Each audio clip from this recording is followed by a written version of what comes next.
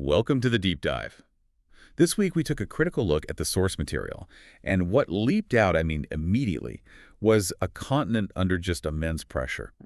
We're talking about a stack of news reports heavily concentrated around security, conflict, geopolitics. It really paints a complex picture of regional volatility. It's a week where you just can't avoid the weight of these ongoing crises. You have climate instability, you have internal conflict, it's all there. Right. And our mission today is to, cut through that global noise and really try to understand these developments from an African-centered perspective. We have to prioritize the human cost. And the agency. Yeah. We need to look for those moments of agency and innovation that so often get completely overlooked. Exactly. Okay, let's unpack this and set our agenda. We've identified three major arteries running through this week's news.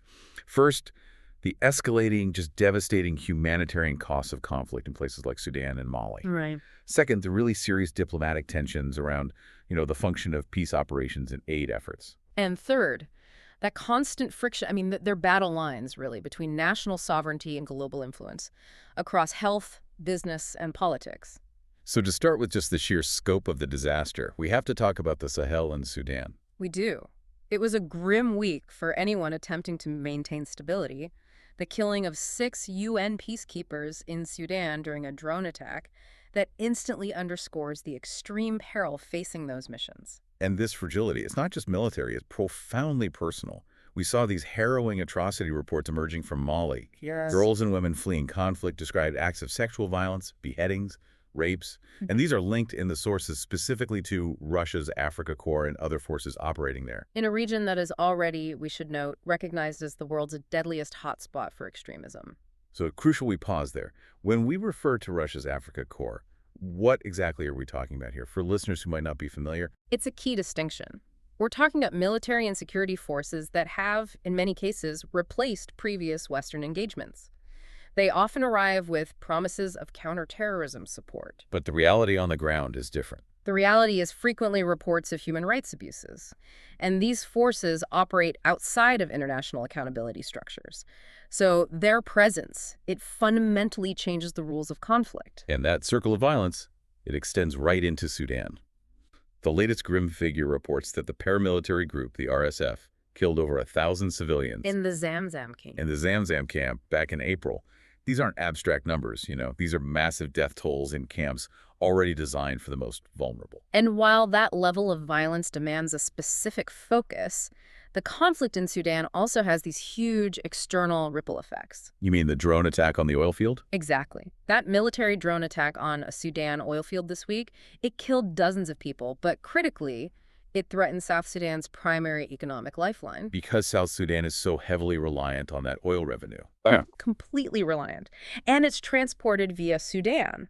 So when an internal conflict targets this infrastructure, it has immediate, devastating cross-border economic consequences. So we're seeing internal strife weaponized to inflict regional economic damage. And speaking of regional challenges, Ethiopia.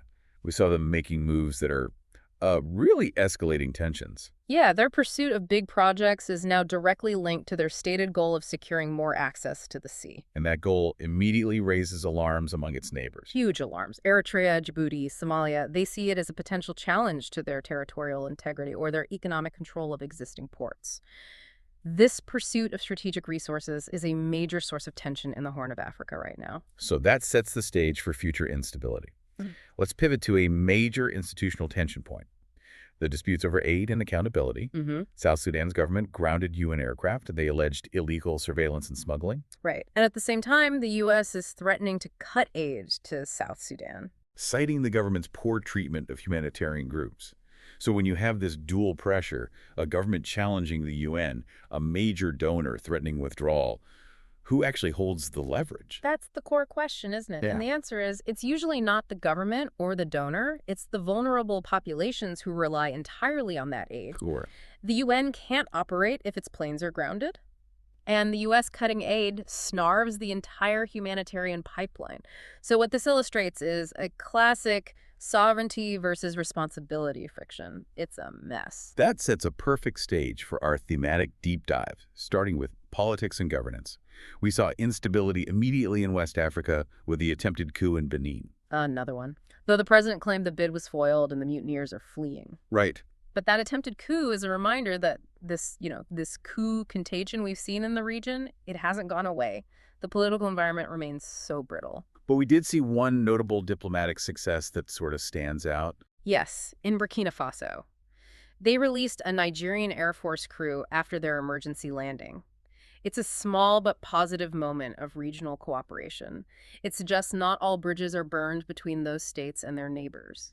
But the general trend in the Sahel is certainly one of hardening political policies. I mean, Burkina Faso is moving to restore the death penalty. For crimes like treason, terrorism, and espionage. And this reflects the growing dominance of these really hardline counterterrorism policies in the Sahel. So what does a move like that signal?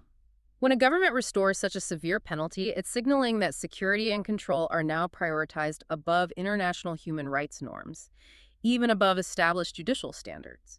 It's about deterrence, but it often erodes democratic norms in the process. And if we connect that to East Africa, UN experts are warning that the treason trial of South Sudan's suspended vice president is further eroding their peace deal. This really shows the political roots of the instability there. While the Sahel is dealing with external extremism, South Sudan is dealing with its own deep political infighting. So a treason trial in this context isn't really about justice. Not really. It's much more about political maneuvering. It's a tool used by the ruling elite to challenge or silence internal opposition, and that fundamentally undermines the agreements that are supposed to keep the peace. And the ordinary citizens end up paying the price. Every single time. Let's move to a fascinating clash in the economy, business, and technology segment. South Africa eased its affirmative action regulations affecting global companies, like Starlink.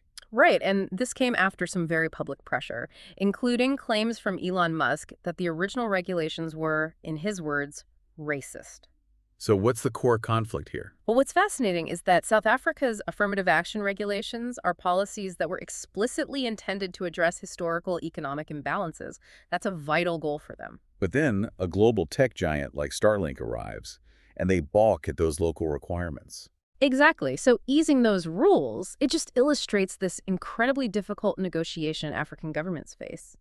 How do you maintain necessary national policies for equality while also attracting crucial global tech investment that demands regulatory simplicity? It's a bellwether for sovereignty in the digital age. It really is. And while South Africa is navigating that, Morocco is charting a completely different course. They're establishing a new controlled economic industry. Right, boosting legal cannabis farming to tap into a global boom. Which is a huge move towards economic diversification.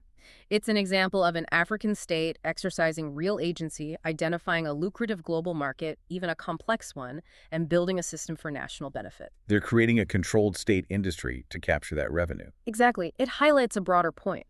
African nations are actively innovating, not just waiting for traditional foreign direct investment to dictate the terms.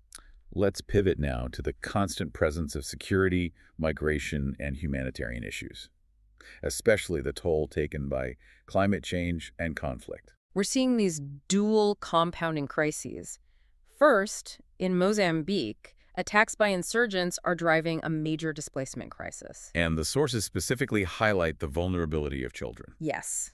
Their education, health, security, it's all shattered. It makes rebuilding anything incredibly difficult. And the climate toll is immediate and severe.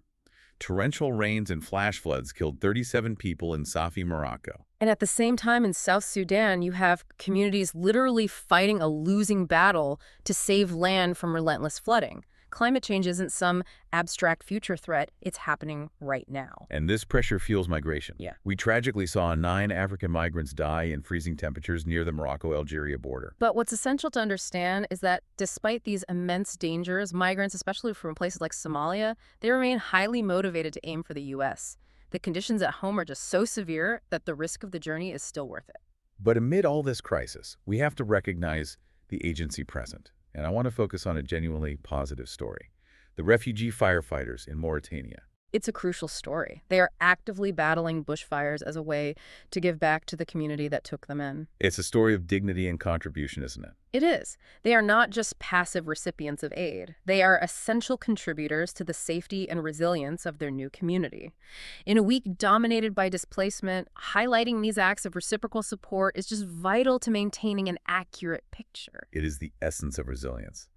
Okay, our final thematic area: culture, sports, and soft power. This is often where nations strategically shape their global image. Morocco is making a huge move by staging the Africa Cup of Nations, AFCON. And staging AFCON is not just about football, is it? Not at all. It's framed as part of Morocco's larger bid to become a global soccer superpower. It's about boosting its international soft power. Signaling stability, modernity, the capacity to host these large global events, it's image shaping through culture. But then we look at global health, and a critical question about scientific sovereignty comes up. We noted the U.S. awarded a no-bid contract to Danish scientists to study the hepatitis B vaccine in African babies. That detail is so telling. A no-bid contract. It means that African research institutions, universities, scientists, they were just bypassed. And just a missed paycheck. It's so much more than that. It's a missed opportunity for capacity building, for skill transfer, for establishing African ownership over data and research relevant to their own populations. It really makes you ask, who benefits here? Right, who controls the knowledge derived from African bodies? And this happens even as the U.S. is simultaneously signing these America First global health agreements with countries like Kenya. It really underscores the complexity. It's a clear illustration of that gap between the rhetoric of partnership and the reality of research sovereignty. Yeah. And yet, amidst all this, cultural resilience remains a beacon of hope. We hear that Somali poets are actively working to keep storytelling and peace initiatives alive. Culture is not a luxury during conflict. It's an anchor. Poetry, music, art, they maintain historical memory, they provide hope, and they act as a nonviolent space to process trauma and imagine a future. That ability to sustain hope through culture is a form of agency in itself. Absolutely. Now we come to our synthesis, looking specifically at the lens of power and accountability. When we examine foreign powers, we already discussed the severe accountability issues around Russia's Africa Corps in Mali. We did, but we have to balance that with accountability issues from Western powers, too. The shock felt by the largest Somali community in the U.S. after American politicians used anti-immigrant language. Calling people from Somalia garbage. Yes, just deeply corrosive language. It represents a stark contrast between that high-level political rhetoric and the lived experience and dignity of the African diaspora.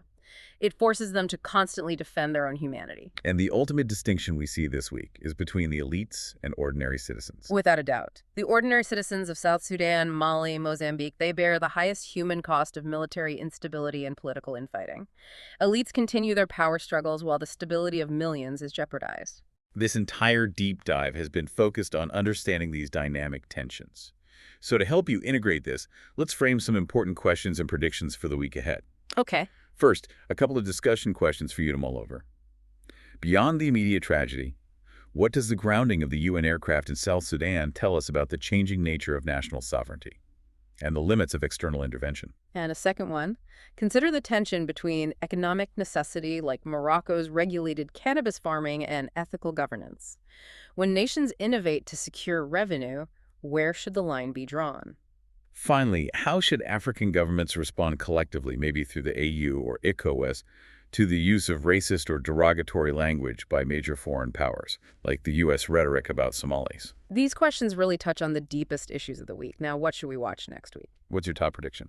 I predict the diplomatic situation between South Sudan and the U.S. UN regarding aid and UN operations will either escalate or de-escalate very quickly. It's going to be a key test of who yields first. Okay. Second, I'll say those horrific reports out of Mali are just too significant to vanish. I predict increased scrutiny or official public responses from regional bodies about the atrocities linked to foreign forces there. They're being forced to address the human cost. They have to. And finally, keep your eye firmly on East Africa. Any further immediate steps by Ethiopia to secure sea access or significant reactions from its neighbors could escalate regional tension very, very quickly. The stakes there are incredibly high. As we conclude this deep dive, the final crucial takeaway is the complexity of this week. The extreme volatility, yes, but also that relentless determination. Absolutely. The determination of people to innovate new economies, like Morocco's calculated risk, or to show that profound community engagement, like the Mauritanian refugee firefighters. That spirit of agency is the vital counter-narrative. It's a resilience highlighted in the AP photos and the poetry of Somalia that is so often missed when the world focuses only on conflict. It is crucial to acknowledge the dignity and determination present across the continent in equal measure to the challenges. Well said. Thank you for joining us on this critical deep dive. We encourage you to continue exploring these issues.